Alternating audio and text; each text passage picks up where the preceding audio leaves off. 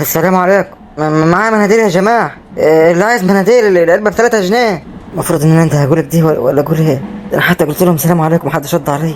العلبة ب3 جنيه مناديل يا جماعة. اللي عايز مناديل وفي عرض على اللفة كلها. لو انت خدت لفة على بعضها يعني مثلا اللفة من جوايا زي دي فيها 10. انا هبيعها لكم ب20 جنيه بس. يعني دي هتوفر 10 جنيه فيه. ولو خدت علبة فرد دي ب3 جنيه. حد عايز مناديل يا جماعة؟ وانا اللي مش عارف اتكلم ولا هم اللي مش عايزين صحيح. يلا يا جماعه اللي عايز مناديل. اللفه على بعضها ب20 جنيه والواحده هتكون واقفه ب2 جنيه. اللفه هيكون فيها 10 علب. حد عايز مناديل؟ العلبه فرد ب3 جنيه بس. ومناديل زينه، مناديل زينه الاصليه. ومحدش بيشتري ليه ولا حد بيرد عليا. زهر الدين انا لسه جديد في الشغلان. معايا 3 جنيه فكه في جيب. تعالى يا استاذ، تعالى هات علب. ايه يا ابله؟ ايوه عايزه لفه. اللفه ب20 جنيه بس. لا عايز علبه بس. انا هاخدها اشجعك يعني.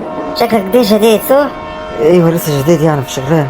طب هات لي علبه امال وما تقلقش ان شاء الله هيتباع. هي شغلانك دي في الاول بتبقى صعب. الله يبارك فيك. شكرا قوي يعني ان انت شجعتني. الشكر لله على ايه؟ الاخت زي حالتك دي شغاله في المحطه برضه؟ شغال في مناديل برضه؟ لا بتبيع دوره عند المحطه. هي كانت دلوقتي ما شفتهاش؟ لا ما خدتش بالي. يلا الله يرزقك. بنت يا هودي، ايوه يا خال. هتشتري مناديل تعملي بها ايه يا بيت؟ انت اولى ب3 جنيه دول. حرام عليك اللي بتعمليه دي، امك مزنوقه مش لاقيه تاكل. ليه بس الجولك ده يا عم الحاج؟ هم 3 جنيه فلوس في الايام دي. وبعدين الاستاذه بتشجعني. تشجعك بقى يا استاذ انت؟ ما هماش لاقيين ياكلوا. تروح تشجعك ب3 جنيه فبتشتري مناديل؟ ايه صح عشان انت بتقوله ده يا خال؟ وانا بقول حاجه غلط يا بنت انت؟ عيب عليك اللي بتعملي دي. كتر خير امك ان هي بتوديك الكليه لحد دلوقتي وبتصرف عليك ايام. لو انت يا استاذه مش عايز تاخديها هاتيها عادي. لا اتفضل 3 جنيه هم. يعني مفيش سمع كلام يا بيت؟ هاتيها عادي ما يهمكيش، مش هزعل. عشان بس ما تجيبيش مشاكل للنفس. دول يا بت المناديل وخد الفلوس يا بيت. خليها عندك دم يا بت انت. ده انا مش عايز اكرشكم البيت عشان الظروف بتاعك. ما تخلينيش اقلب عليك. خد مني فلوس ومالكش صالح بالكلام. خلاص ماشي يا هودي ماشي. والله ما انا رايح المشوار اللي انا رايح. وانا هوريك تعمل كده ازاي. يا عم الحاج الموضوع مش بالسهل ده كله. دي بتشتري علبة مناديل يعني مش بتشتري حاجه كبير. وانت ما تعرفش حالهم يا استاذ انت لو عليك عايز تبيع وخلاص. دي ما تنفعش تجيب مناديل دي المفروض تروح الكليه بتاعتك دي وكتر خير امي ان هي لحد دلوقتي بتصرف عليها في الكليه وانا ما باخدش منه مجار حق بجد. بس يعني يا حاضر. بتعملها بس يا عم الحاج. ما تخليش بس حاجه زي كده تزعلك من اختك ولا تزعل اختك مني. على قد علبة مناديل انا هاخدها منها هي مش هتاخدها. عشان قله الادب بتاعتها بس مش اسم. ماشي عديمه التربيه. لا اله الا الله، من اول علبه مناديلك دي بيحصل مشكله دي. معلش يا استاذ هات بس علبه مناديلك دي عشان ما يحصلش مشاكل بسبب. لا خد الفلوس اهي. هو اللي غلطان في اللي بيعمل دي. ما هوش هيبص لي كمان انا بشتري ايه وما بشتريش ايه. وبعدين في الاول والاخر علبة مناديل ب3 جنيه. ما دي برضه اللي انا بقوله ما عرفش مكبر الموضوع ليه دي. ولا مصادفك ده على اقل حاجه. خد وما تشغلش بالك انت، خد الفلوس اهي. معلش مش عايز اكون سببك دي في مشكله يعني بسبب علبه مناديل. والله انت واخد الفلوس، خد الفلوس اهي يلا انت مالكش ذنب ان انا خارج دي. يلا مدي طيب خد الفلوس يلا. الله يعين الناس كلها عندها مشاكل يا رضا. يعني ما هوش انت لوحدك. الله يكون في عون الناس كلها. يلا يا جماعه اللي عايز مناديل. علبه المناديل ب3 جنيه واللفه على بعضها ب20 جنيه هتوفر 10 جنيه في اللف. حد عايز مناديل هنا؟ سهل من عندك يا رب. مفيش حاجه سهله. ايه شغلنا كده فيها وش. مناديل يا جماعه. حد عايز مناديل؟ العلبه ب3 جنيه بس. هين عليا ينزل بالقطر. هين عليا ينزل كده وما راحش في اي حته. زي خير يعمل كده قدام الناس كلها. زي عايرني كده قدام الناس كلها كده. وكل ده عشان هي علبة مناديل. الله يسامحك يا خال، الله يسامحك. ايه يا بنت هتحايل عليك يا كتير. بقالي الساعه بتحايل عليك تقول ايه اللي مزعلك يا بيت. خلص قول يلا بدل ما امشي كده وانا زعلان مني. عايز شايلها كم يا عم سمير؟ كفايه اللي انت فيه. ايه اللي انا فيه؟ الحمد لله. رضا يا حبيبتي الحمد لله عايش اهو. طول ما انا عايش والحمد لله فيها صحه كده وبتحرك كده الحمد لله. طول ما انا فيها صحه كده اصلي كده واعمل واكل نفسي كده واشرب نفسي وامدش يدي لحد كده الحمد لله. ايه يا بنت انت وانا اللي اقول لك؟ انا قبل كده كنت زهقان يعني وقعدت تقول لك دي. انا لو عليا انا مش زعلان على نفسي في حاجه ولا عمري هفكر في نفسي. انا بس اللي شاغلني ده كله اهل الدنيا جاي عليهم جو. ايه بس اللي حاصل قولي يلا. ايه بقى يا عم سمير؟ والله لو ما قلت نزعل منك وهقوم امشي. حاضر يا عم سمير اقول. يلا الدور يلا الدور يا بشوات. يلا الدور الماجي. يا بنت قولي يلا. اقول لك ايه ولا يا عم سمير؟ قولي اللي عندك كل واللي بيحكي كده بيستري. ده انا لو فضلت كاتمك دي هتتعب يا بيت. اول حاجه يا عم سمير الاخت عايزه تغير النضاره. بقالها كام سنه كده ما غيرتهاش وبقول ان عينها وجعها جا ودماغها وجعها وما عادتش بتشوف بالنضاره. ومفروض اصلا تعمل عمليه النظر كمان. المفروض تعملها هيتي قبل ما السن يفوت ومش هينفع تعملها. وهتفضل ايديها طول حياتها لابسه النضاره. ايوه ادي واحد يا عم سمير، اتنين يا عم سمير، ان خالي مش متحمل كل شويه ينط لامك دي عايز يطلعها من البيت. مش انت يا بنت كنت قايله لي ان انت ليكوا حاجه في البيت دي؟ قال لنا حاج بس خالي ادانا حاجنا خلاص وزوجنا اختي بيه. انا حاسه كده يا عم سمير ان في وقت كده هيطلعنا غصب عنه، وعياله كلهم عايزين يطلعونا بس هو اللي مسكه، هو اللي هيعيشوا معانا. ربنا يهديه. تالت حاجه يا عم سمير هو ضغط في كليه باقي لها يومين ثلاثه وهتخلص الامتحانات وهتخلص. بس من ساعه ما راحت الكليه يا عم سمير وهي عندها 3 أطقم بس. 3 أطقم دي بتروح بهم الكليه دي واصحابها بيخيلوا عليه، ما هيش بترضى تقول لهم ولا تقول لحد، انا وهي بس نقعد كده نفضفض مع بعض. وفي واحد كمان عايز يتزوج بس احنا ما احنا شريتنا حاجه عشان يعرف نزوجها يا. وغيرك دي اختي الكبيره فاطمه ما لسه ما اتزوجتش. يعني بنت نجوى الكبيره اختك بقى هي اللي اتزوجت بس؟ ايوه نجوى الكبيره جو وراحت الشرقيه خير الدنيا، بتجيلنا كده كل سنه مره وبكون يعني كده باين عليها بات.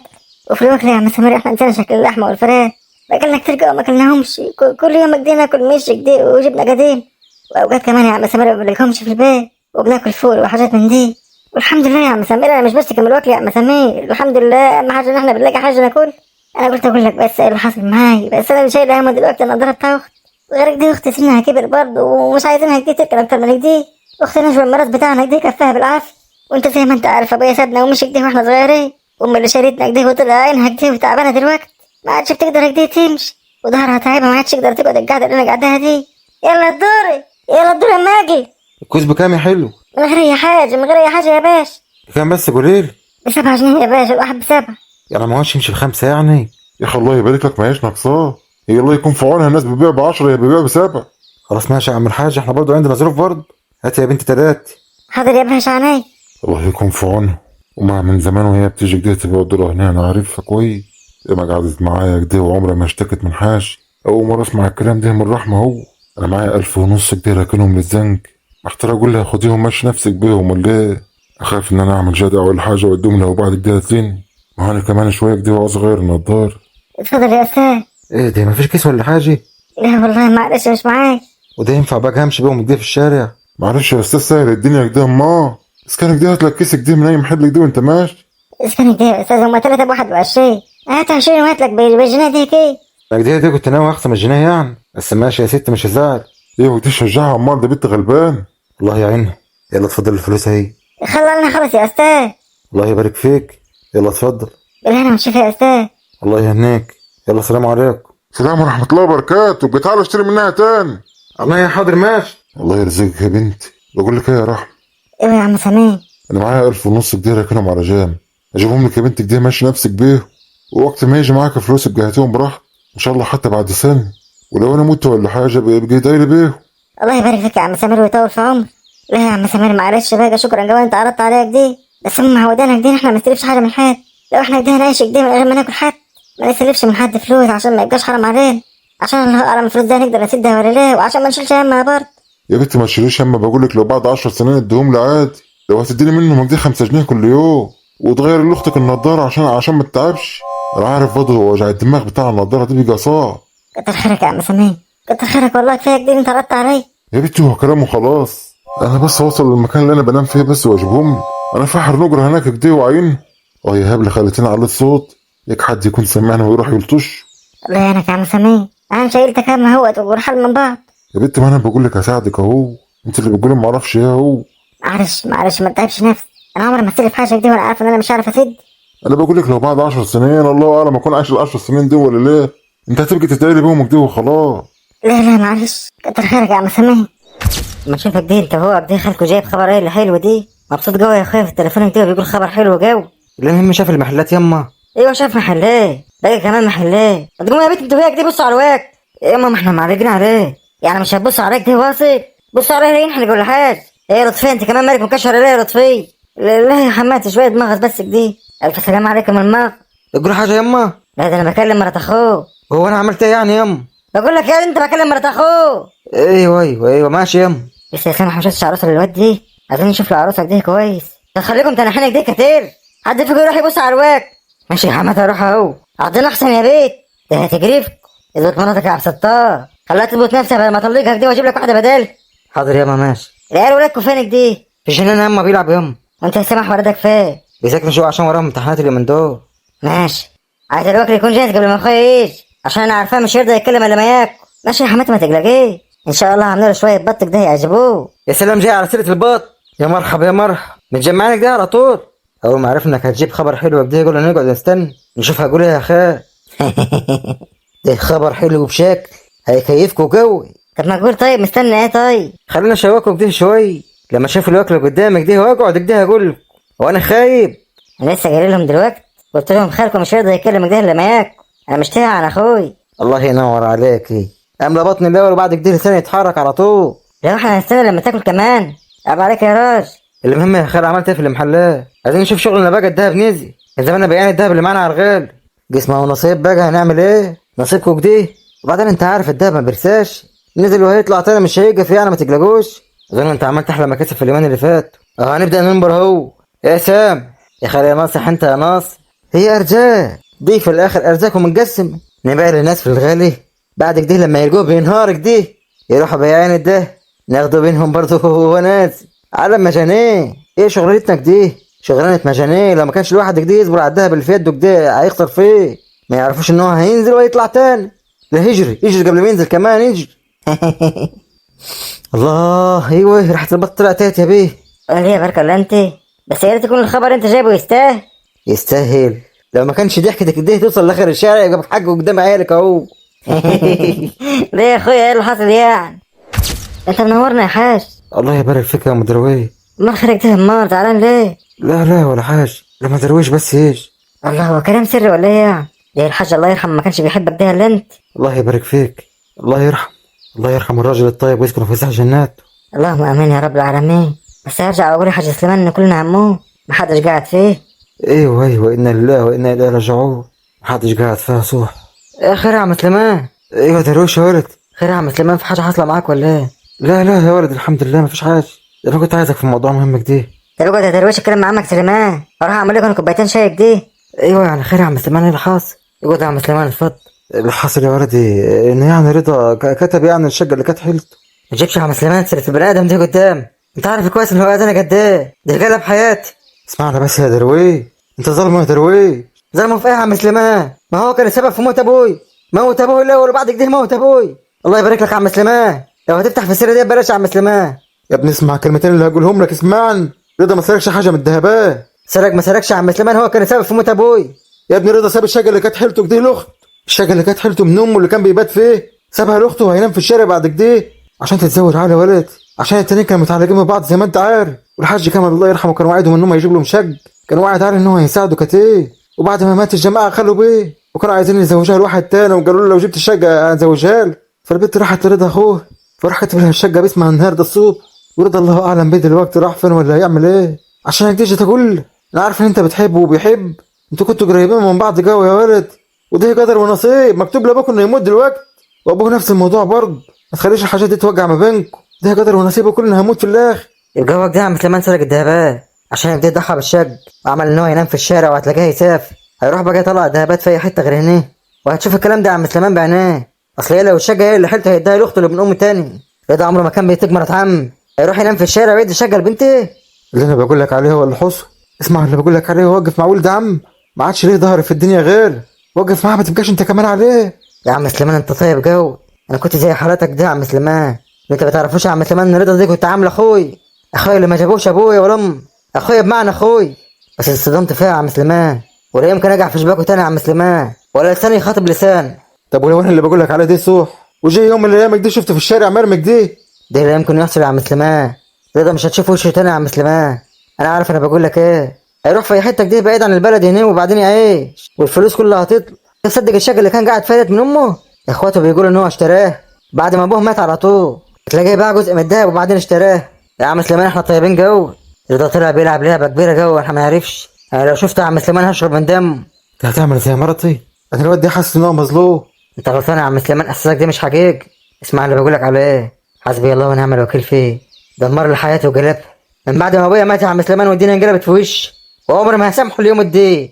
عمري ما هسامحه يا عم سليمان. انا مش عارف اقول لك ايه يا درويش. مش عارف اقول لك ايه يا ولد. انت طيب زي حالتنا يا عم سليمان. انا وامي كمان صدقنا ان هو مظلوم كده دايما معاهم وكانت مرات ابوه جايه عليه. بس طلع مش سهل يا عم سليمان. طلع ما هواش سهل. طلع ده كله بياكل بعجلنا حلاوه، وفي الاخر كان حاطط في دماغه كده انه يسرق الذهبات ويمشي. يا ابن الواد ده مظلوم. اسمع الكلام اللي بقول لك عليه. دور عليه واقعد معاه. اسمع اللي بقول لك عليها درويش قبل ما الواد ده يضيع. الواد ده هيبقى حرام علينا كلنا لو احنا سبناه يضيع كده. الواد ده قلبه طيب يا درويش، لما يضحي باخر حاجه عنده كده عشان اخته من امي تاني زي ما انت بتقول. انت برضه مقتنع بالكلام ده يا عم سليمان؟ انت طيب جاي يا عم سليمان. يا ابني عشان ما تندمش بعد كده وقف جنب الرضا، انت كنت عامله زي اخوه، والدموع اللي نازلها قدامه وهو ماشي من قدامك دي ما هيش تمثيل. عمري ما صدق اي حاجه تاني، انا فقدت الثقه في الناس كلها من بعده. انا كنت عامله اكتر من اخوي. طب دور عليه واقعد معاه وافهم منه يا اخي وحلفه يا اخي. انا لو شفت يا عم سليمان همسك فيه. الله يبارك لك يا عم سليمان، اقعد تشرب الشاي معاي ويا ريت ما تفتحش في الموضوع ده تاني، عشان كل ما افتكره بينحرق دم وبقول على نفسي غبي، عشان كنت مفكره طيب وقلبه طيب وطلع ما هواش سهل وخبيث. حسبي الله ونعم الوكيل فيه. اما من بعد ما انت قلت لي على موضوع الشقه دي بقت اكيد ان هو سرق الذهبات، وجاوا اللي سرقها صحيح زي ما اخواته بيقول. عيل خسيس وند، لو شفته في اي حته كده اشرب من دم. هو سببك دي فقت لابويا وعم. بنت ريحة بقى واسمع الكلام، ما بتحلف ليه يا بنت يا راح؟ معلش بقى يا عم سمير كتر خير، والله على دماغي اللي انت قلت لي اياه. انا زي ما قلت لك دي مش متعودين على السل. معلش كتر خيرك يا عم سمير. والله انا عارف اقول لك ايه يا بنت، انت ما فيش منك يا بنت في الزمان. الحمد لله عايزين نعيش بس في الحلال. ادعيلي يا عم سمير ادعيلي. ربنا يرزقك يا بنت. انت عارفه الواد اللي كان هنا اللي انا اديته علبه المناديل دي؟ لا ما عرفوش. دي ابن اكبر تاجر دهب في البلد، الحاج كامل لو تعرفيه. لا ما عرفوش. اللي مهم يعني اللي هو فاتح الناحيه التانيه في البلد، الناحيه التانيه دي ما شاء الله عليه يعني الله يرحمه. كان عنده محل كبير جو بس انسرق. اللي كان واقف بقى دي ابن. انت قصدك على كان واقف قدامي اللي كان بيتكلم في التليفون وعلى الدهب والكلام ده؟ لا يا بنت يا هبل، الواد اللي خد منك كرتونه يبيعها في الجاط. يا عم سمير بطل هزار بقى يا عم سمير. يعني واحد ابوك اكبر تاجر دهب في البلد هيروح يبيع مناديل في الجار؟ ايوه شفت باجي حكم تحمد ربنا. انت واخده على الغلب والكلام ده انت واخواتك وام. لما ده واحد كان فين وبقى فين؟ انت قصدك ان دي ابن الراجل اللي انت بتقول عليه دي بتاع الدهب؟ انت هتتكلم جد اللي انت اديته المناديل دي؟ ايوه يا بنت يا هبل، انت لسه بتستوعب كلامي؟ اللي انا اديته المناديل يبيعها في القطر دي. وايه اللي وصل للحاله دي يعني؟ ده انت بتقول يعني اكبر واحد في البلد بيبيع ده؟ هو اللي حصل بقى ان المحل بتاعه منسرق، واخواته كانوا عليه الورث بتاعه وكرشوه في الشارع. يا عيني الله يكون في عون. او ده بقى يتبهدل بهدله كتير رغم ان هو راجل، هيتبهدل ويتعب في حياته كده اكتر مني، عشان ما تفكرش ان انت لوحدك يعني. ايوه صح اكيد ما كانش واخد على جديد. ايوه ما كانش واخد على كده. ربنا يسترها بس كده ويبيع المناديل اللي معاه. ده واحد كان مترج نفس اللي انا مريت بيه هو مر بيه، وانا كنت زي حالاته كده مترج برضه. يلا ربنا يصبره بقى ويسترها معاه. والله هو صعبان عليه يا بنته وبيفكر بنفسه، بس هعمل ايه؟ ده اللي قدرت اعمله معاها عملت اهو. هو معهوش مليم في جيب. اديته كرتونة المناديل اللي كنت عينها لبكره على ما اروح ده هجيب تاني. الله يكرمك يا عم سمير، ما بصيتلوش حتى وشفت شكله ايه حتى، يمكن اكون عارفاه ولا حاجه. ايوه ما انا خدت بالي انت ما بصيتش كده، كنت ملهيه كده بالاحزان اللي عندي. فك بقى مره يا بنت، الدنيا مش مستاهله يا بنت، وكل واحد عنده بلاوي كده وفي اللي مكفيه. ايوه اللي شوف بقى والناس هنا عليه برد. يلا انا هخلع انا باجي اروح اشرب كوبايه شاي في القهوه كده ولا حاجه، ولا اقول لك هنروح اقعد مع مرابيه نتكلم شويه ونضحك دي ونشرب كوبايه الشاي قبل ما الواد ربيع يرجع من الشغل. مش هتبطل بقى يا عم سمير عنده؟ يبقى اضحك بقى وفرفش كده ما تشيليش هم حاجه، الدنيا مش مستاهله، وزي ما قلت لك في وقت عايزه فلوس هجيبها لك. تسلم يا عم سمير، انا بس فكرتك دي قلت يعني كل الناس عندها مشاكل صحيح، لو كل واحد فينا كده حد يقدر على خده دي المشاكل بتاعته مش هتعد، انما لازم كده يعمل اللي عليه ويفحر كمان زياد، وان شاء الله ربنا يكرم. انا بفكر كده ان انا اروح كده واجيب طشت كمان اجابيه. لا روح بس والصباح رباه، وتعالى بكره فجر كده وهاتي كمان طيش. الدور يا بنتي بيمشي الصبح بس بيبقى حلو كده بعد الفطار. امك عارفه الكلام ده، بتبعتك متاخر ليه مش عارف. المهم لو الواد ده يجي وانت موجوده كده عارفين ان انا يعني رحت عند مرابيه وعارف. خلاص ماشي يا عم سمير. لو انت عايزه تروح دلوقتي روح قبل ما المغرب يأذن والجو يلي. لا ما انا معايا 3 اكواز اهو متابعهم كده وبعد كده اروح، يمكن هو يجي كده وانا قاعد. خلاص ماشي، اصل هو طول كده فانا همشي بقى اشرب كوبايه شاي بقى عند مرابيه كده واقعد معاه شويه كده على ما هو يجي. ربنا يسترها معاه ويرزقه كده ويبيع. اللهم امين يا عم سمير. يلا عايزه حاجه؟ سلامتك يا عم سمير، امشي براحتك. خلاص ماشي يا بت، انا اسد لسه يا بيت، ده انت حالتك بوس. ربنا يديك الصحة يا عم سمير. يا رب سامحني يا رب، سامحني ان انا كنت شايل الهم كده. انا كل اللي المفروض اعمله كده ان انا ادعي يا رب كده ان انت تحقق لي كده ان انا نفسي فيه. يا رب قدرنا اللي فيه الخير يا رب، وفق يا رب اخت هدى يا رب وخليها كده تتوظف عشان تساعد كده معانا كده في المعاش، وكرمنا يا رب كده خلينا كده يجي يوم كده وناكل لحمة كده وفراخ زي الناس، حتى لو هناكل مرة في الشهر كده. انا والله ما طمعانة في حاجة، انا بس بدور على امي واخواتي، لما ادور عليها هقعد كده اشرب مية بس وهش. احمدك يا رب على كل حال. انت حاج هم سمين، احنا واخدين عارفاك. نوع الأستاذ اللي حصل معاك ده أنا هتلاقيه مكهوب، عشان كان عايش أحسن عيشة كده وكل حاجة كده راحت من يده مرة واحدة.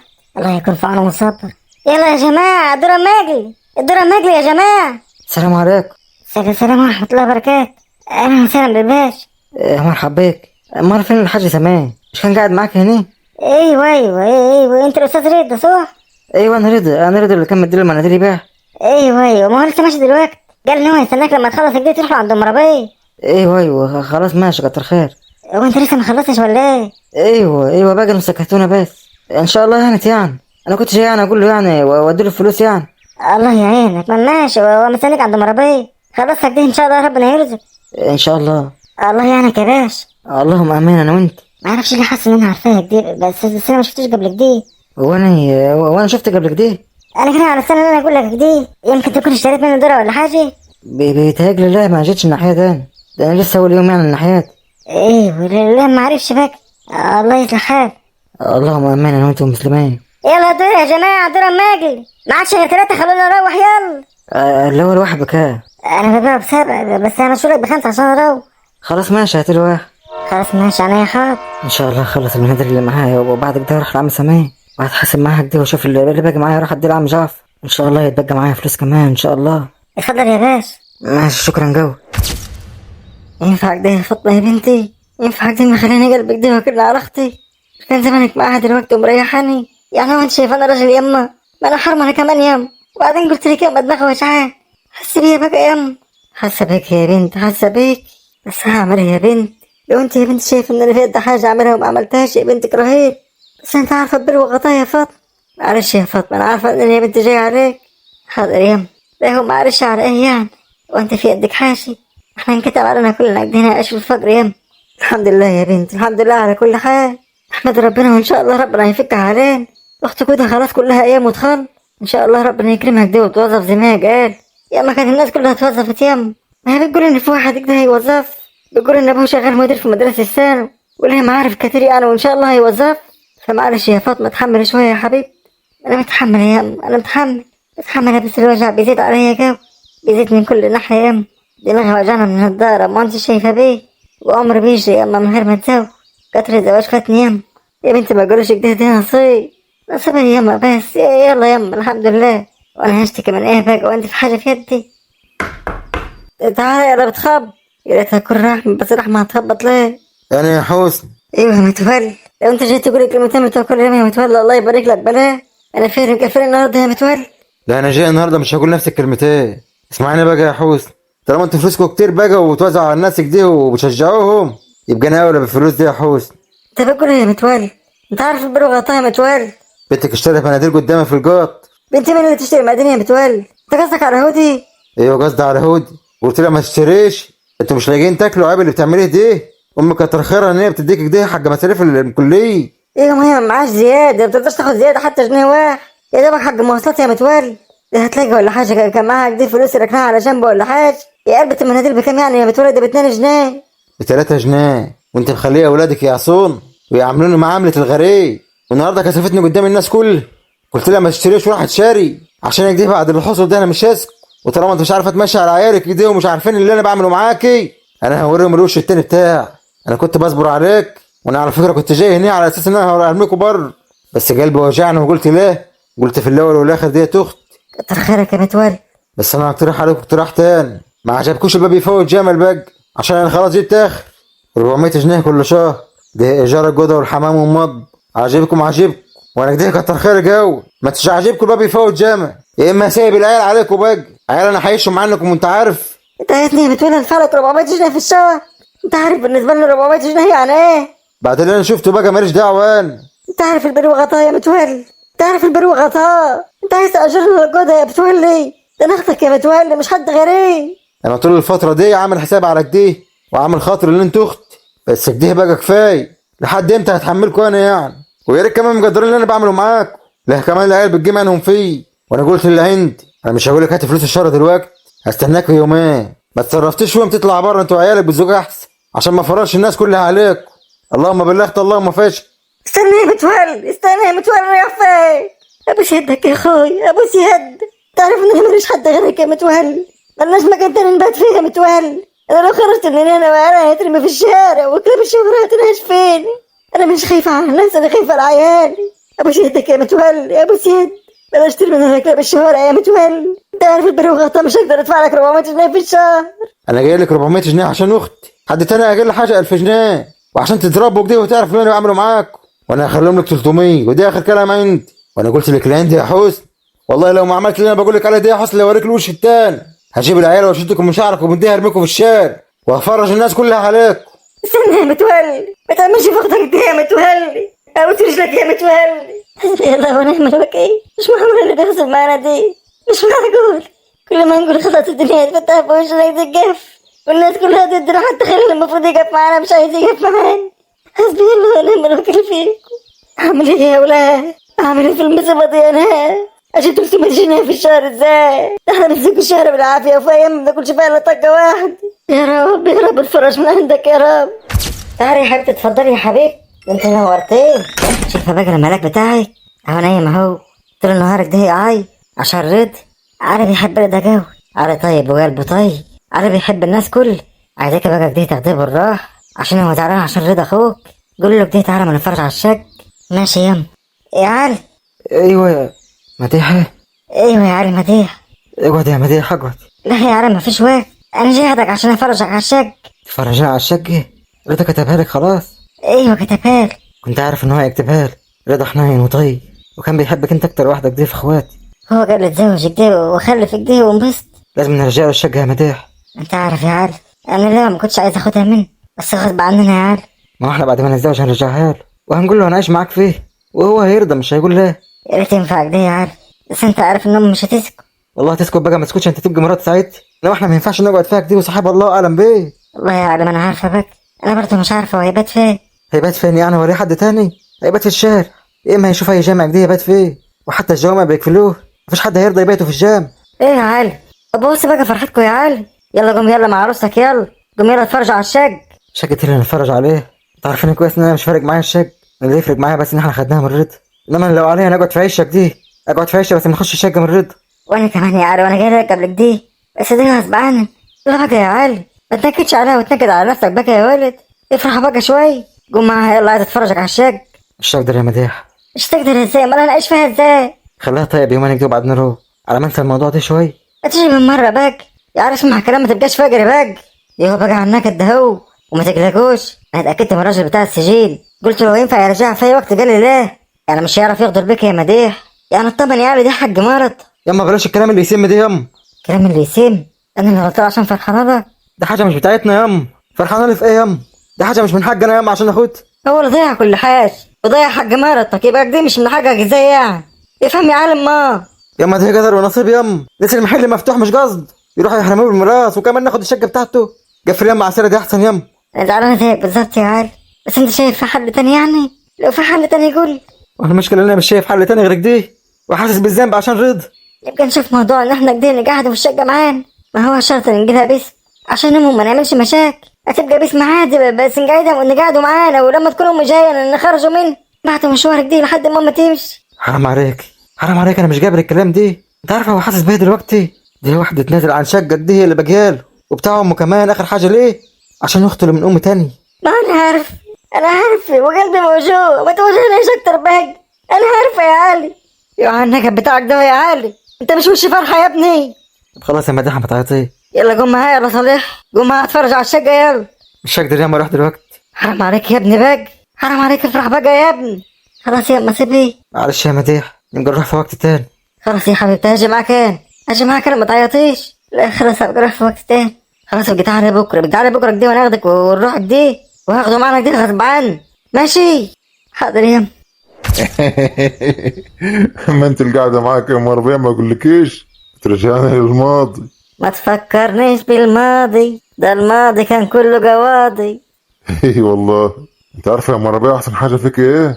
استنى يا راج اصبر كده يكون زوجي جاي ولا حاجة، هيسمع بقولك دي تخنى بالنار ولا حاجة. قول يا بطل جو، احسن حاجة فيه ايه باقي؟ ما تقوليش شعر. اه يا مربيع معرفش هتكبر متى يا ولي. امورها بقى عمرها ما تكبر يا بطل، طول ما هي شايفاك قدامها دي طول ما شايفاك دي عندك صحة دي تشتغل دي عمرها ما تكبر. ما قلتليش بقى ايه اكتر حاجة حلوة فيه؟ ما تقولش حواش بيه. لا يا ام ربيع، مش حواجب. لا انت كده بقى منحرف، لا يكون قصدك على عينيا بقى. يا وليه اديني فرصه اكمل كلام. قول يا وحش. ان انت كل ما تكبر في السن كده بتصغر ودمك خفيف. لا يا وحش لا ما تكسفنيش. اها. وبعدين زوجك اللي هيسمعني، وانت نسيت ان زوجك مات بقاله 20 سنه. ايه جوزي مات بقاله 20 سنة. ايوه يا وليه مات بقاله 20 سنه. حاجه انا عايز اقول لك ان اكتر حاجه كده بتضحكني كده ان انت بتنسي. بشوف منك العاجب. ما بقتش عارف اقول لك ايه بس. ولا الشاي بتاعك، كوبايه الشاي بتاعتك حلوه بصراحه جمال. ما تقولش بقى يا وحش اللي في دماغي لكن بفكر في اللي انا بفكر فيه. ها وايه اللي بتفكر فيه بقى على كده؟ انا افتكرت وقت ان زوجي مات صحيح من 20 سنة، ومعنى انك عمال تشكر فيا كده وتقول حواجبي ومناخيري وشعري وطلعت منحرف كده بقى انت كده بقى داخل عرجات. يا وليه انا قلت لا شعرك ولا مناخيرك ولا حواجبك. انا ما قلتش حاجه زي كده. لا شكلك ده بتنسى بقى، شكلك ده خريف. بس مهما كان يا وحش انا هقول عليك بطل برضه، بس انت طلعت خبيث كده ومش سهل. لا بس يا مرابيه. بقى تبقى مخبي المشاعر دي كلها كده وما تقوليش.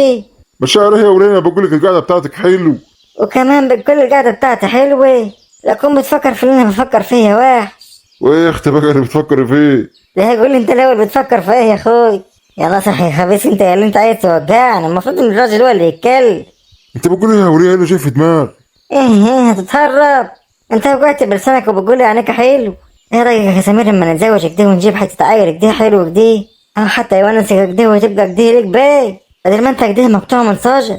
ربيع. ربيع مين دي؟ سيبك من ربيع دي، احنا نتزوج ونجيب عيل ونرمي ربيع في الشارع. هي وصلت لك ده؟ ربيع ولدي صح، ما تفهمنيش غلط، يا ربيع ده ولا غواني؟ امشي جرى، خش جوا يما، خش يما. يا عم سمير. معلش يا وحش، ومهما طال العمر يا وحش هتفضل في قلبي. يما خش من قدام، مش ناقصك النهارده يما، اخبط دماغك في الحته في لقى نصين. خش بقى بلاش فضايح يما. وانت يا عم سمير ما تكسيش عليه يا ربيع، ده جاي من الباب يا ربيع. جاي من الباب يما. شوك الجلابيه يما، ما عنديش جلابيه حتى شوكها يما. وانتوا اللي بتعملوا دي؟ استناك يا سمير، استناك يا وحش، مش هتزوج انا. يا سواد الحيلان، مش كفايه اللي حصل لي في الشغل يا عم سمير؟ حرام عليك يا عم سمير، عايز تعمل ايه يا عم سمير؟ هو انا حلت للبد يا عم سمير؟ ايه انت بقول يا دي انت فاهم غلط. اشرب كوبايه شاي يا عم سمير وتوكل على الله يا عم سمير. لازم حضرتك يا ربيع ما كلمنيش كده. امك يا خالي بتفكر تفكيرك ده، ما عارفش بتفكر ازاي. بفكر ان هي عندها 20 ثانيه. امي يا عم خلاص خرفت يا عم الحاج، خلاص ما تقعدش معاه. انا عاملها زي اختي. هي بقى مش عاملك زي اخوه. سيبنا في حالنا بقى يا عم سمير، انا جاي من الشغل مش طايق نفسي. كفايه اللي حصل لي في الشغل يا عم سمير. هزعل منك يا ربيع واخبطك بالعصاي. انا داخل يا عم سمير، انا داخل عشان مش طايق نفسي. انا هدلق لا بالنظام ده، هشوف مره كده هلاقيها مخلفه تستعياه. قوم يلا يا ام، تعالى يا ام. اخي امك ايه اللي منحرف؟ مش هتزوج الا هو يا ربيع، مش هتزوج الا هو. يخرب بطنك يا ام ربيع، تموتيني. ده انت نكته يا شيخه، نكتي. يا فرج الله، الواد جاي اهو. شايفه قدام الشاي الحاجه شكله كده بقى كرتون. الحمد لله. ها نقول مبروك. ايوه يا عم سمير الحمد لله. طب بركه انك بعتها باك. انت كده بقى تنفع في الشغلان، وان شاء الله ربنا يكرمك احسن كرم. وكرتونه فاضيه فين بقى، رميتها ولا ايه؟ ايوه يا عم ربيع رميتها، لا اكون بتعبيها تاني. لا انا بدبيكم كده على جنب، وبعد كده ببيعهم بكاله. كل عامل شاي وشويات برضه، عامل له بتاعي 8 جنيه دلوقتي. ايوه معلش بقى ما كنتش عارف. والله لنفسك بقى، انت هتعينهم لنفسك. المهم الحمد لله ربنا كرمك. بصراحه دي يا عم سمير انا بعت نص امك دي على 2 جنيه ونص التاني على 3 جنيه. والله بص بقى، اللي ربنا رزقك بيه ارضى بيه. وحلو جو ان انت بعتها وخلاص. بس ما تحاولش تكتر في موضوع 2 جنيه دي عشان ما تحركش السوق. خلاص ماشي يا عم سمير، اتفضل الفلوس يا عم سمير، وشكرا جو على الوقفه اللي انت وقفتها معاي. الشكر لله على ايه يعني؟ خليهم دلوقتي لو عايزه. لا كتر خير. المهم انا هجيب بقى بعد كده منين يعني؟ انت بس كده اصحى بدري كده ما من بعد الفجر بتلاقيني كده عند القطر. انا هعمل حسابي بعد كده في كرتونتين ليك وكرتونه لي. ولو انا شايف ان انا هقدر كده بقى كرتونتين هجيب كرتونتين. مش عارف اقول لك يا عم سمير كده كتير جو. لا كتير ولا حاجه. انت زي ولد. المهم مش ادي حالك كده وارضى بالامر الواقع، واشتغل على اخرك كده لحد ما تفتح كشك ولا حاجه لنفسك. انت لسه قدامك العمر طويل. انا مخليني سبب في الشغلانه دي ان انا خلاص بقى يعني، خلاص باقي لي قد ايه يعني. اللي جاي ما هوش قد اللي راح. ربنا يطول في عمرك يا عم سمير. يلا الله يصلح حالك. استناك بكره عند المحط. خلاص ماشي يا عم سمير، ومن بعد الفجر ان شاء الله. ايوه ايوه براحتك يعني اللي انت عايزه بقى. المهم ان انا بطلع من بعد الفجر. خلاص ماشي ان شاء الله هجيلك بعد الفجر. ماشي يا حبيب قلبي، ربنا يعين. اللهم امين يا عم سمير انا وانت. يلا عايز حاجه يا عم سمير؟ لا سلامتك يا حبيب قلبي. ايوه صح يا دي انت. وانت اديتني كام دلوقتي؟ اديتك اللي انا لميته بس انا جيتك صدور. يهبل انت يهبل. يعني هو انت المفروض طلع عينك دي والاخر هتجيب كزدوره وخلاص. انا جايب كرتونه 190. يبقى انت دي حاج. ما تخلي يا عم سمير عادي. عادي ايه؟ عادي في الميعاد. حافظ على القرش اللي يجي في يد. الله يبارك لك يا عم سمير. حاول تعين قرش بقى عشان تجيب لنفسك، وانا عارفك الطريق اللي انا بجيب منه. خلاص ماشي ماشي يا عم سمير. يلا الله يصلح حال. اللهم امين انا وانت. يلا سلام عليكم. السلام ورحمه الله وبركاته. الله يصلح حاله ويرزقه. شكله كده طيب عشان كده اخواته ظلموه. ايه دي صحيح، انا نسيت اساله هيبات فين. بس كان كده كنت خدته كده بيته معايا في الخراب. اخويا بتتكلم زي ما يكون بيته في فندق. يمكن عنده حته ولا حاجه هيبات فيه. الله يصلح حاله. حسبي الله ونعم الوكيل فيك يا خال. سدت نفسي على الصفحة دي. يا ريتني ما كنت قابلت. كلها كم يوم يا خال وأخلص الكلية. وإن شاء الله عمر يصدق معاي ويقول لأبويا يتوسط لك دي ويشغلني في مدرسة ولا حاجة، عشان أنا محتاج إن أنا أتوظف في أقرب فرصة، عشان أوقف مع عمو ونشوف كده مكانك دي نقعد فيه. يا ريتني ما كنت قابلتك النهاردة، يا ريتني ما كنت قابلت. هين على أسيب الكلية وأروح. يا هودي. ده ايه اللي عمل دي؟ خلاص بقى يا حبيبي سيبك مني. الدنيا دقت في وشه يعني. عامله ايه يا هودي؟ الحمد لله الحمد لله يا عمر. ايه مالك كده على الصبح اللي مزعلك كده؟ لا ما فيش حاجة. أكيد يا عمر أبوك هيوقف جنبي في موضوع الوظيفة دي. ايوه زي ما انا قلت لك ان شاء الله. انا جاي له عليك وان شاء الله قال اوقف جنبه وخلاه تتوظف. يا رب يا عمر يا رب. ليه بس مالك كده الخاص؟ ما فيش حاجة، موقف الجيزة زعل.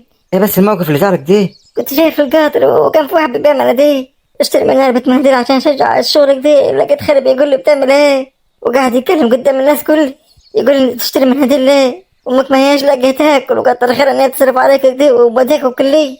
على اساس انه شافني انا بجيب كيلو لحم. رحت انا قلت له ده علبة مناديل ما هيش حاجة يعني، واشتريت علبة المناديل. راح قايل انا اوريك، راح قايل مش راح مشوار وهرو. تلاقيه راح لهم بقى يهزق. والله اعلم بيقول لي ايه دلوقتي، وده كله عشان هي عشان علبة مناديل. ايه كلمة القيمة دي؟ معلش يا هودي، هانت ان شاء الله، كلها يومين ونخلص الكليه ان شاء الله. المهم بس تركز في الامتحان بس، وان شاء الله ربنا يوفقك وتجيب امتياز كمان السنه دي. وان شاء الله ابويا مش هيتاخر عليك، ما تقلقيش، هيوظفك ان شاء الله في احسن مدرسه كمان. يا رب يا عم. نفسي اوقف جنب اهلي جو. صعبان عليا كده حاله. عمالين متحملين وعايشين بالحلال وبالشك، وكمان الناس كلها جاية علينا حتى خال. تعرف يا عمر النخت عايزة تغير النضارة دي ومش عارفين نغيرها ليه. الله يكون في عونك. انت بس لو تقبل منك دي تاخد مبلغ. ما تندمنيش ان انا بشتكي.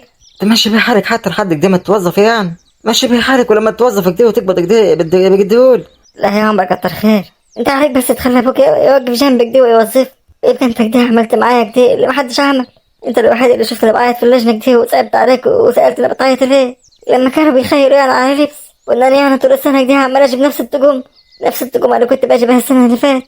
وحكيت لك اللي حصل معايا كده وفتحت لك قلب وقلت لي ان ابوك هيوقف معاي. انا بصراحه يعني انا غيرك دي كمان. ما كملش يا عم. انا عارفه اللي انت عايز تقول، بس انا لسه قدامك كتير قوي. الاخت الاكبر مني لسه ما اتزوجتش. انت ليه كل ما اجي اقول لك دي توقفين؟ عشان ما ينفعش. امي مش مربينا على كده. انا عمري ما كنت بوقف مع واحده كده واتكلم معاها ابدا. انا مش بتاع الكلام ده يا عم. وبصراحه اللي بيخليني اتكلم معاك كده عشان الموضوع ده. يا ريت بقى الصراحه ما تزعلكش. ده احسن حاجه بتعجبني فيك الصراحه، دي اللي انت ما تعرفوش. وما تزعلش مني يا عم. ما عايزاش نوقف مع بعض كده كتير. انا عارفه ان كل يعني الناس كده كلها بتقف مع بعضها كده عادي، بس دي حاجه حرام ما هياش كويس. ومع الوقت الوقفه ديت والكلام مع بعض كده بيجيب كده حاجات تانية. وانا اللي هبقى كده معاك في حرام ولا في حلال، عشان يا عمري ما ليش في سكه الحرام، وسكه الحلال هتبقى صعبه معايا برضه. عشان زي ما انا قلت لك دي وحكيت لك ان احنا على قدنا جو. عشان كده اتمنى ما تتعلقش، واتمنى الكلام ده ما يزعلكش مني. انا نفسي بس ان انت تساعدني كده وهفضل ادارك طول حياتي، وانا عارفه ان انا كده انانيه. لا عادي انت مش انانيه ولا حاجه، انت على دماغي يا هدى. وبالعكس يا هدى، انت كل يوم ما جنبك بزيد انت محترمه بنت اصول، وشرف ليا ان انا اقدم لك كده وازوج. وان شاء الله كل شيء اسمه نصيب. لو احنا مكتوب لنا ان احنا نبقى من نصيب بعض ان شاء الله نبقى من نصيب بعض. وانا عذرك يا هدى برضه وعارف الضغط اللي انت محطوطه فيه، وان شاء الله انا في ظهرك يا هدى. وخلاص بس انت السنه دي كده وما تقلقيش، ما تخافيش من الشيخ اللي في معاك. انت يا عمر اديتني امل ان ممكن في يوم من الايام دي حالتنا تتحسن لما هتوظف ان شاء الله. وشكرا على وقفتك معايا، احسن اخ في الدنيا. وان شاء الله خليني اوقف معاك على طول، وان شاء الله الهدف اللي انت نفسك توصليه، وانا كمان هوصل للهدف اللي انا عايزه، اللي هو ان انا اتزوج، عشان انت بنت اصول وعمرها ما هلاقي زي. والفجر ما هوش عيه. يلا يا اخي انت بقى ايه اللي حاصل؟ انا ما ادوكش الوكل حتى يعني. ما انت بتقول ان خبر خير وافتح نفسك دي على واك. طب كل واحد يمسك نفسه كده قبل ما اقول. اصل انا اعرف ان كلكم كده تضحك على خيركم. إيه يا ابني مالك مكشر ليه؟ واد يا ناجي. ايوه يا خال، مالك مكشر ليه هادي انت؟ وانا اتكلمت يا خال؟ والله لا ما بتسمعش. بقول لك يا ابني مكشر ليه؟ سمعت كده؟ ايوه لا ما فيش حاجه، ده جنبي وجعني مره واحده كده وجعك. ايوه شكلك دي حد باصص له في الوكل. يا اخويا ما احنا كلنا قاعدين على الوكل اهو. ايه دي ولا الحريم بتاعكم ما نزلتش ليه؟ انت عارف بقى النظام اللي انا ماشيه عليه؟ الرجاله اللي تاكل اللو ما عندناش حريم تاكل اللو. الله وانت ايه يعني يا مره انت؟ ما انت بقيت راجل. يا اخويا ما انا حاجه تانية يا اخوي، انا الكل في الكل. حد يقدر يقول غيرك ده يا حريم؟ لا يا حماتي، ده انت كل حاجه في البيت يا حمات. انت الملك وانت وهي يا فرحوت. انت يا بنت انت وهي. ايوه حمات، انت كل حاجه. شوف بنت بتتكلم من غير نفس ازاي. يا بنت انا ساعد بكوع طاير وشك يا بيت. اظبطي يا بنت انت لسانك معاي عشان انا واخده بالك ان انت بتنطحك ده النهارده. وانا اقدر انطح يا حماتي؟ انا بس درس وديان شويه. اخلعي يا حبيبتي لما اخلعه لك كان. لا ما تتكلمش معاك دي يا بنت انت. ماشي يا حمات. وانت يا لطفي. ايوه يا حمات. لما اكون بكلمكم ما بتردوش ليه؟ انقطع لسانكم. ايوه يا حمات، انت اهم حاجه في البيت يا حمات. انت الكل في الكل. يا مسيطر انت يا مسيط. امال يا دي انت تايه عن اختك في حتك ده مسيطر وبفلوس وغير فلوسي كمان، بس فلوسي طبعا مسيطر اكتر. ايوه يا فلوسك انت يا فلوسي. المفروض بقى نبقى من الحب جاني. حبك بورس. طب ايه رايك بقى ان انا مش هقول لك اللي حصل؟ انت كده عايز تزعلني مني؟ ايوه هقول له قوم امشي. لا هو انا اقدر اقول لك دي؟ انت خير غال. لا طالما انت اصابك ده هقول. يلا جهزوا كده ودانكم كده واكتموا نفسكم احسن عشان انت هتموتوا من الضيح. اللي خايف على نفسه بقى يسد ودان. يا ترى هقول ايه يا اخويا؟ قول يا اخويا، شوقتنا يا اخوي. رضا. ايوه اولها رضاك دي.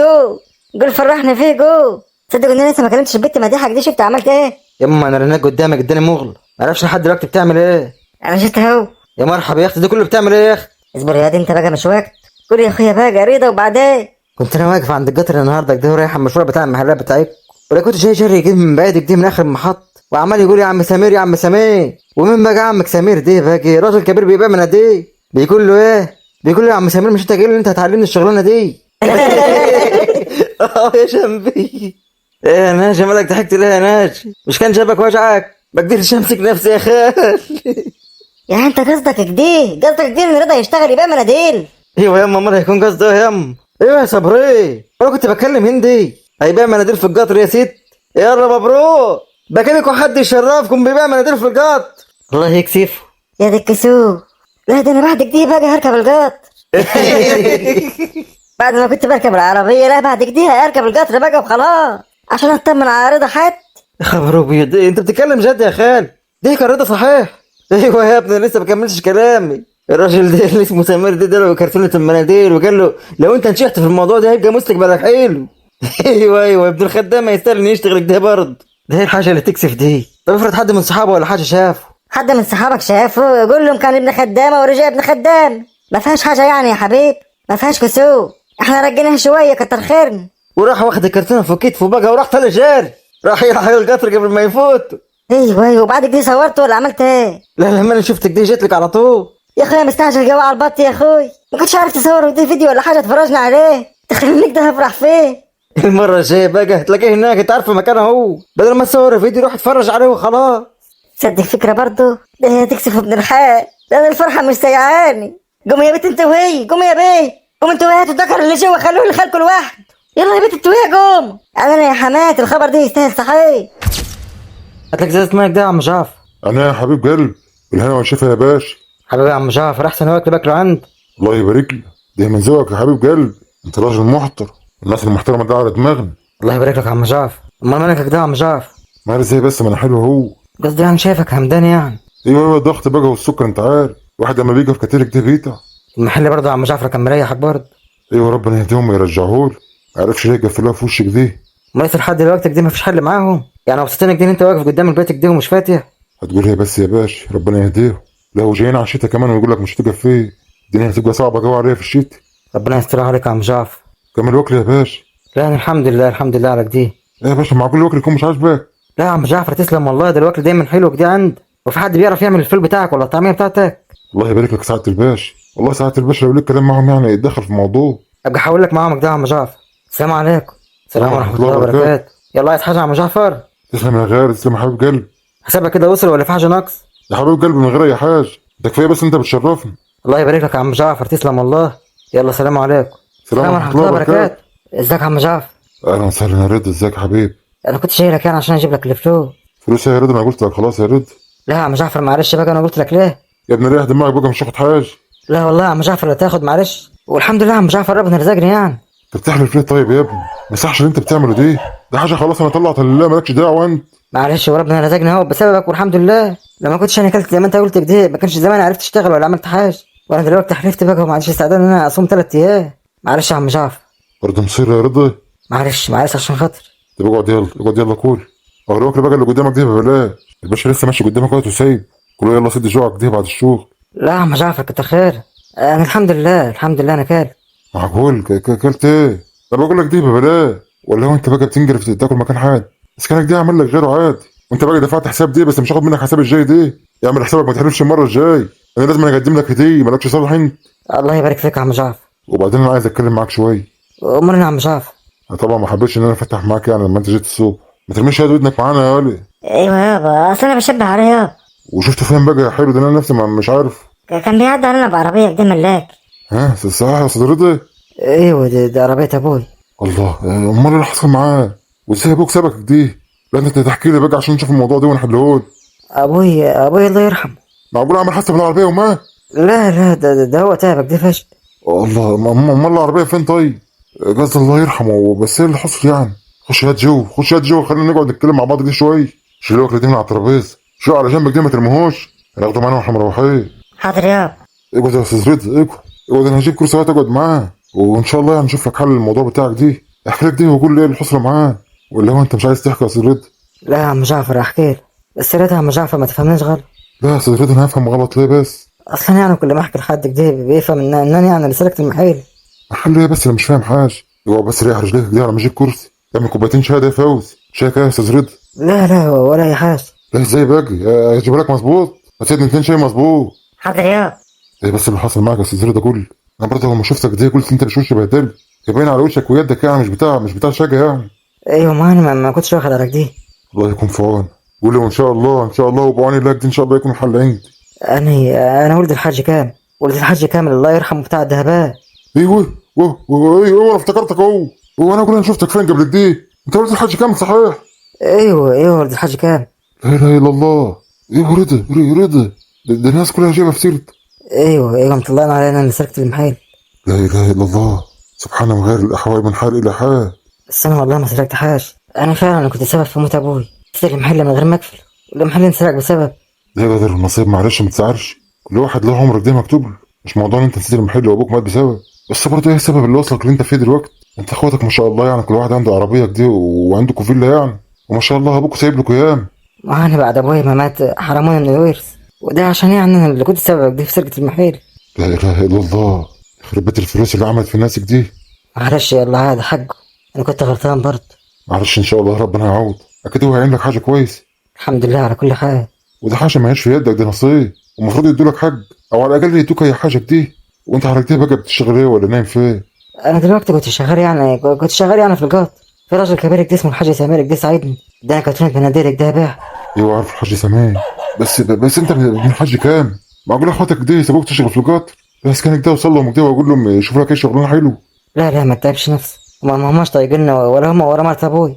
لا يا ابني بس الدنيا منفات، هي اللي هي عايزه الدنيا دي، والله ما هي مستاهله ان احنا ناكل في بعض كده. وعلى كده بقى بتنام فين بقى؟ انا لحد النهارده كده الصبح كنت نايم في شقه يعني كنت وارثها النوم، بس اختي يعني اللي من ام تانية يعني كانت محتاجاه عشان حرمها من الورث هي كمان، رحت انا مديها لها. ها اديتها لها ايه؟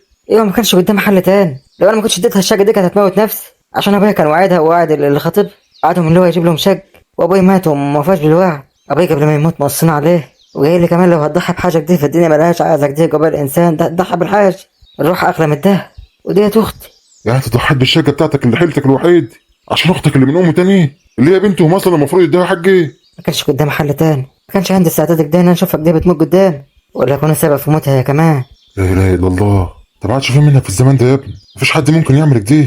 معلش بقى عكرت مزاج. عكرت مزاج ايه بس؟ طب وانت هتنام فين دلوقتي؟ عندك مكان هتنام فيه؟ لا بصراحة ما اعرفش انام فين. احاول كده اشوف اي مكان كده يتوني وخلاص. لا لا ازاي بقى ما يصح.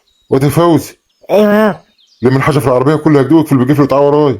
تعالى معاك ده يا استاذ رضا لحد البيت عندنا. انت عايز بس تعمل ايه يا عم جعفر؟ احنا عندنا جوده على الشارع كده حاطين فيها الازاز.